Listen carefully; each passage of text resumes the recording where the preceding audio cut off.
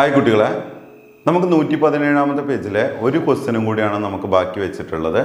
അത് ഇന്ന് നോക്കാം. നമുക്ക് ഒരു ത്രികോണത്തിൻ്റെ ക്വസ്റ്റ്യൻ ശ്രദ്ധിച്ചോളൂ. ഒരു ത്രികോണത്തിൻ്റെ ഒരു വശം 6 സെൻറ്റിമീറ്റർ, ആ വശത്തിൽ ഉണ്ടാകുന്ന കോണുകൾ 40 ഡിഗ്രി 65 ഡിഗ്രി.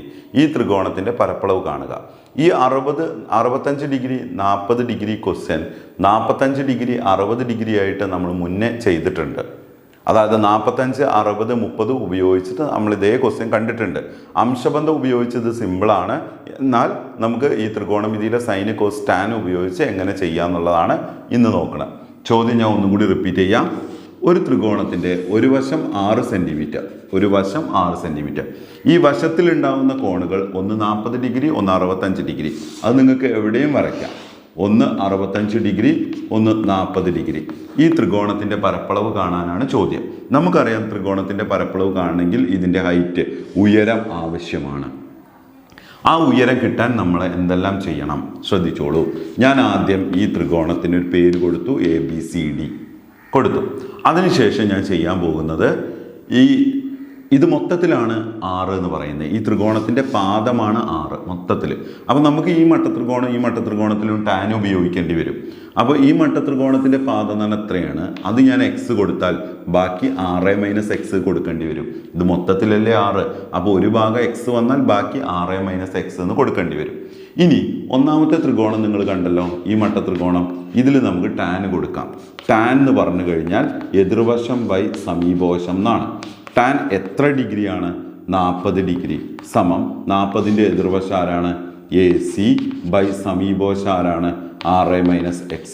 ഈ 6 - x ഇങ്ങോട്ട് കയറുമ്പോൾ ടാൻ 40 ഇൻറ്റു 6 - x സമം AC.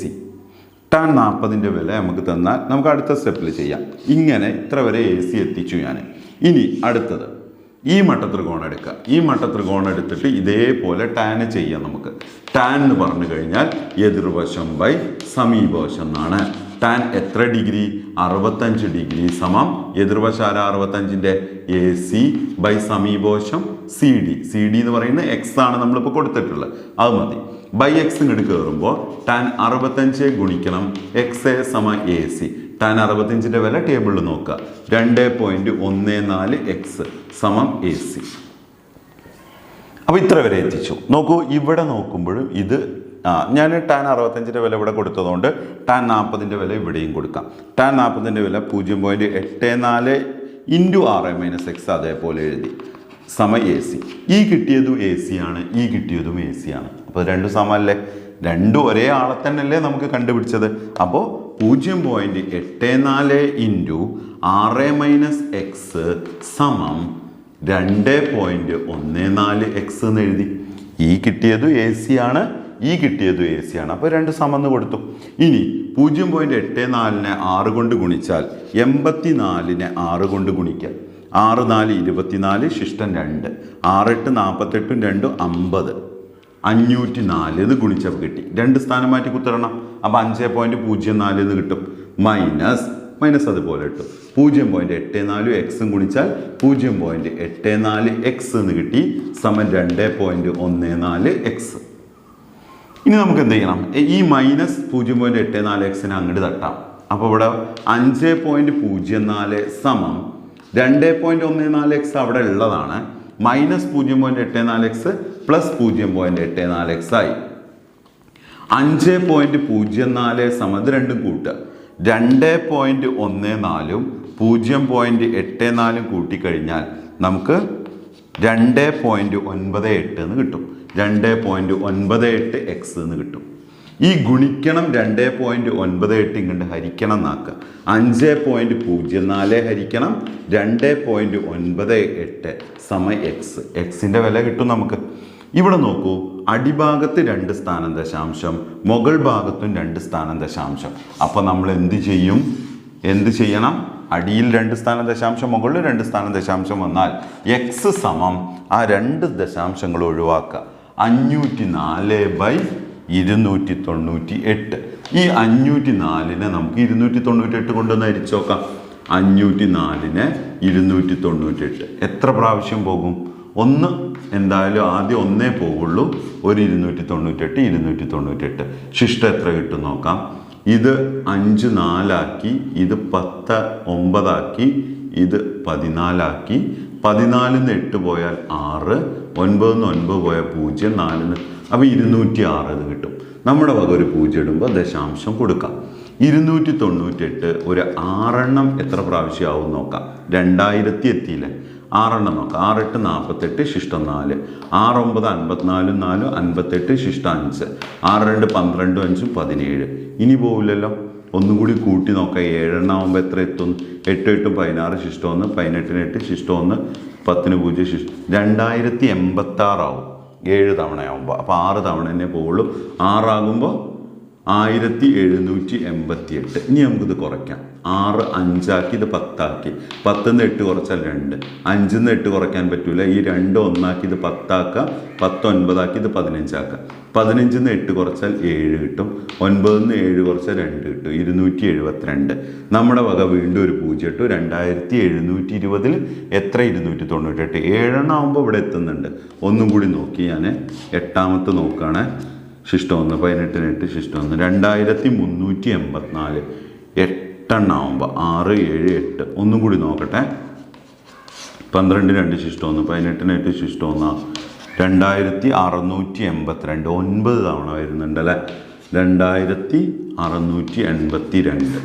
2 സ്ഥാനം വരെ ചെയ്യുന്നുള്ളൂ കേട്ടോ. അത്ര അവിടെ നിൽക്കട്ടെ. എക്സ് സമം 1.69 സെൻറ്റിമീറ്റർ എന്ന് കിട്ടി. ഇനി ഞാൻ എന്ത് ചെയ്യുന്നു? എക്സിൻ്റെ വില കിട്ടിയിട്ടുള്ളൂ. നമുക്ക് എ സി കിട്ടിയാൽ ഇതിൻ്റെ പരപ്പളവ് കാണാൻ പറ്റുമോ? എ സി കണ്ടുപിടിക്കാൻ പോവുകയാണ്. എ സി എന്ന് പറഞ്ഞാൽ നോക്കൂ, 2.14 എക്സ് എന്ന് പറഞ്ഞാലും എ സി ആണ്. 0.84 ഇൻറ്റു 6 - എക്സ് എന്ന് പറഞ്ഞാലും എ സി ആണ്.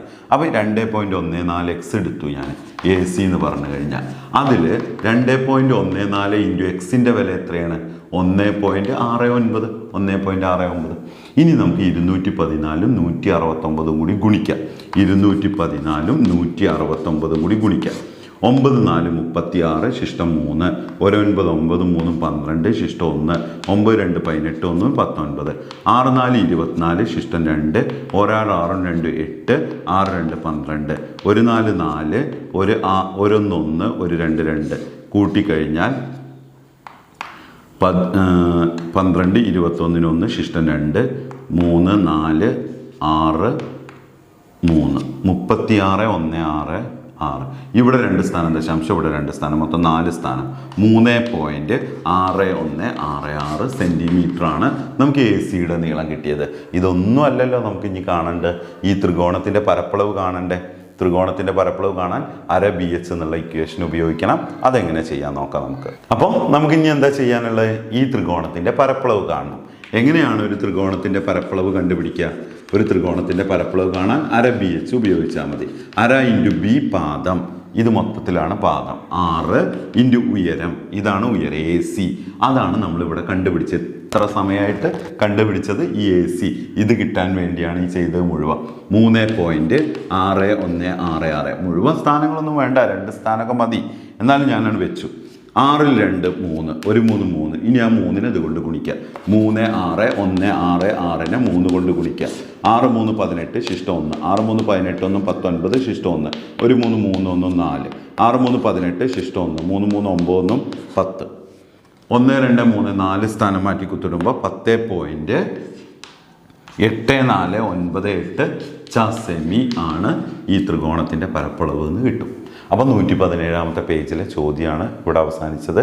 ഇനി നമുക്ക് എന്ത് ചെയ്യണം? അടുത്ത ക്ലാസ്സിൽ മേൽക്കോണും കീഴ്ക്കോണുമായി ബന്ധപ്പെട്ട ക്വസ്റ്റ്യൻസ് ആണ്. അത് നമുക്ക് അടുത്ത ക്ലാസ്സിൽ കാണാം. അപ്പോൾ നിങ്ങളിത് ചെയ്ത് നോക്കണം. ഒരുപാടുണ്ട് എന്ന് വിചാരിച്ച്, അല്ലെങ്കിൽ ഒരുപാട് ചെയ്യാനുണ്ട്, ആകെ കൺഫ്യൂഷൻ വരരുത്. വീണ്ടും വീണ്ടും റിപ്പീറ്റ് ചെയ്തൊന്ന് കണ്ടു നോക്കിയാൽ മതി. ഞാനിങ്ങനെ വീഡിയോയിൽ റിപ്പീറ്റ് ചെയ്ത് പറഞ്ഞതുകൊണ്ട് കാര്യമില്ലല്ലോ. അപ്പോൾ നിങ്ങൾ വീഡിയോ റിപ്പീറ്റ് ചെയ്ത് കാണുക. അപ്പോഴേ ഉള്ളൂ ഉപകാരപ്രദമാവുക. കുറച്ച് ലെങ്തിയായ ക്വസ്റ്റ്യനാണ്, വലിയ ചോദ്യമാണ്. 4 മാർക്കിന് സ്ഥിരമായി ചോദിക്കാറുള്ള ക്വസ്റ്റ്യനുമാണ് കേട്ടോ. അപ്പോൾ ചെയ്ത് നോക്കണം. അപ്പോൾ അടുത്ത ക്ലാസ്സിൽ കാണാം. Thank you.